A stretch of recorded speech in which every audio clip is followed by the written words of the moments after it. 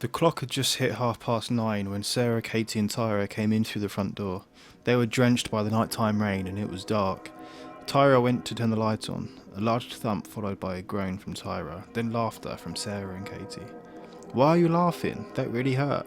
Still smiling, Katie leant over and flicked the switch for the light on, revealing Tyra laid out on the floor. Sorry, look, are you okay? Maybe go sit down, I'll get some hot chocolate on the go. Begrudgingly, Tyra agreed and went to sit down on the sofa in the front room. Sarah joined her. As Tyra and Sarah sat in the quietness of the night with just the sound of teaspoons rattling in mugs from the kitchen, Sarah could sense something dark. The longer they sat, listening to the swirling of hot chocolate, the more pronounced this dark energy seemed to be. Sarah's skin would itch, not just in one place, but all over her body. She tried to distract herself by turning on the TV. It's too quiet, let's see what's on the TV, or maybe just put something on YouTube. But nothing. The TV just showed a single message. No signal. Darn it. As much as that small distraction helped Sarah, nothing could distract her from what she was about to see. As she turned to Tyra, a black fog descended upon them both.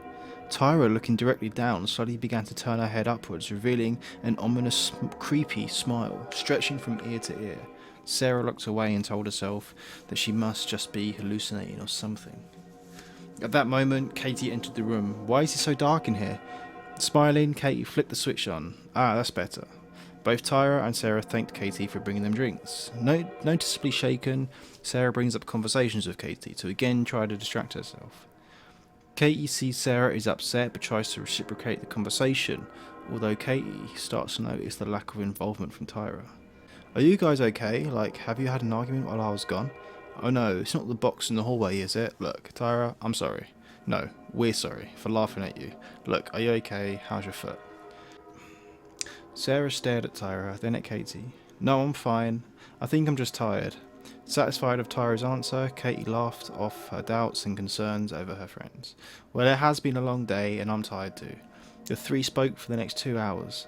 Sarah knew something wasn't right with Tyra, but she couldn't put a finger on what it was.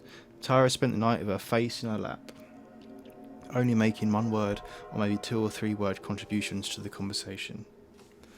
Katie finally had enough. Well, I'd better go to bed. I should call Max and make sure he got home okay. This shook Sarah. She wanted to leave the room and get away from Tyra as far as she could, but something compelled her to stay. Sarah gave Katie a hug. Have a good night. I'll stay up for a bit longer, and Katie gave Tyra a hug. I hope you feel better soon. With that, Katie left the room, closing the door behind her. Alone with Tyra, Sarah immediately felt the darkness return. As it returned, it grew and grew from almost nothing into a big something. All around her, a trickling of fog fell from each corner of the room. The space above Tyra's head is filled with a black cloud. A faint droning noise grew, up until it was a sharp, distinct ringing noise, enough to frighten stray dogs to never return from whence they heard this skull-rattling ringing.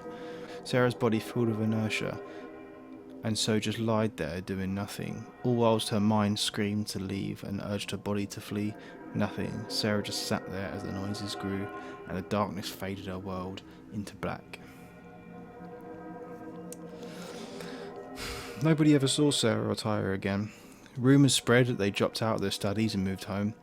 Katie was questioned every day on the whereabouts of her roommates, but she had no idea. I literally just woke up one morning and they were gone. Your guess is as good as mine. When news got back home to the girls' families, parents, siblings and old hometown friends wept and searched for the whereabouts of their loved ones and their old friends. Both Tyra and Sarah were almost never seen again, that is, except for Katie, who on occasion will still sit up late at night, only to be convinced she can hear the laughter of her friends coming from outside her window in the distance.